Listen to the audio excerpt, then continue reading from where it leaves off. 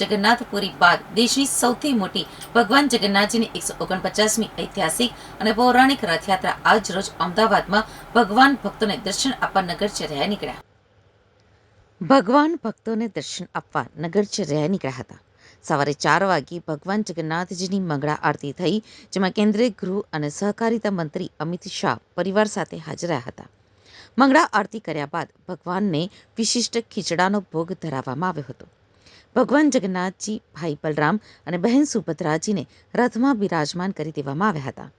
7 વાગ્યાની આસપાસ મુખ્યમંત્રી શ્રી ભૂપેન્દ્ર પટેલ પરંપરાગત પહિંદ વિધિ કરી રથયાત્રાને પ્રસ્થાન કરાવ્યા હતા. આજે અષાઢી બીજ ના તહેવાર અને ભગવાન જગન્નાથની 149મી રથયાત્રા શરૂ થઈ ગઈ છે.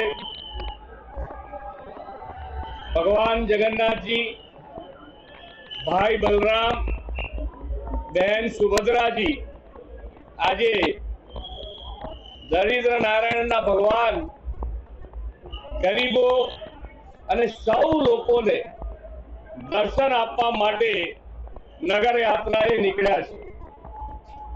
આ યાત્રા ખૂબ જ સારી રીતે સંપન્ન થાય એના માટે સરકાર, પોલીસના જવાનો, કોર્પોરેશનના અધિકારી, ફાયર બ્રિગેડના અધિકારી અને જે આ સેવામાં લાગ્યા છે એ બધાને ખૂબ શુભેચ્છાઓ સાથે અભિનંદન પાઠવું છું. ખૂબ સારી એક સમાજના એક સમરસતા, સમાજના સમરસતા, સૌ જ્ઞાતિ જાતિ ધર્મ ભૂલીને દરેક જણ એક થઈ અને આ યાત્રા અને ભગવાનના દર્શન હર વર્ષની જેમ આ વર્ષે પણ કરશે. ભગવાનના ચરણોમાં પ્રાર્થના કરી છે કે દરેક જણની સુખ શાંતિ અને સમૃદ્ધિ વધે, એ ભગવાનના ચરણોમાં અમે પ્રાર્થના કરી છે. આજે કચ્છી ભાઈઓ બહેનોનું પણ નવું વર્ષ છે. આ નવા વર્ષ નિમિત્તે કચ્છી ભાઈઓ બહેનો, દેશ વિદેશમાં રહેતા દરેક જણ માટે આ નવું વર્ષ ખૂબ શુભ નીકળે, શુભ રીતે આગળ વધી શકે, સુખ શાંતિ સમૃદ્ધિ એમના જીવનમાં પણ વધે એવી ભગવાન ચરણોમાં પ્રાર્થના. એમને ખૂબ નવા વર્ષની દરેક કચ્છી ભાઈઓ બહેનોને ખૂબ ખૂબ શુભેચ્છાઓ.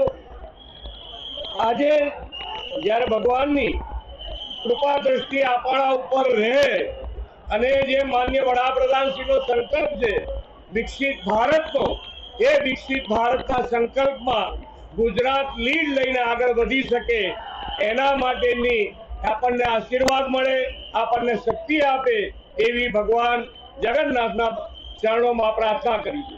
આભાર. 7:30 વાગ્યાની આસપાસ ત્રણેય રથ મંદિરથી બહાર નીકળ્યા હતા, જેમાં સૌથી આગળ ગજરાજ રહ્યા હતા.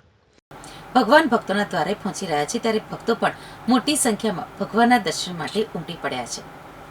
ઈરાન અમેરિકા યુદ્ધમાં ભારત શાંતિ ઈચ્છે છે એવો મેસેજ આપતો ટ્રક જોડાયો છે. રથયાત્રાના માર્ગ ઉપર એક પછી એક આકર્ષક ટેબ્લો સૌનું ધ્યાન ખેંચી રહ્યા છે. આપણી સંસ્કૃતિ, આધ્યાત્મિક પરંપરા અને સમાજને પ્રેરણા આપતા સંદેશો સાથે આ ઝાંખીઓ રથયાત્રાની શોભામાં 4 ચાંદ લગાવી રહી છે.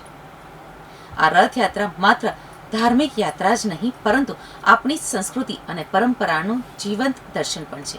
વિવિધ કલાકારો દ્વારા રજૂ થતી ઝાંખીઓ સૌના મનને મંત્રમુગ્ધ કરી રહી છે. ભક્તિ, સંસ્કૃતિ અને સેવાનો અદ્ભુત સમન્વય એટલે આ ભવ્ય રથયાત્રા. વિવિધ ટેબ્લો અને ઝાંખીઓ માત્ર સૌંદર્ય જ નહીં, પરંતુ સમાજને સકારાત્મક સંદેશ પણ આપી રહી છે. નંદી ઘોષમાં બિરાજી જગન્નાથજી નીકળ્યા નગરચર્યાએ. રથયાત્રામાં ટ્રકોમાંથી ચોકલેટ, મગ, પ્રસાદી લેવા ભક્તોની પડાપડી જોવા મળી રહી છે. અત્યાર સુધીમાં 38 ટ્રક જમાલપુરથી રવાના થઈ ચૂક્યા છે. જમાલપુર દરવાજાથી ટ્રકો મ્યુનિસિપલ કોર્પોરેશન ઓફિસ તરફ આગળ વધી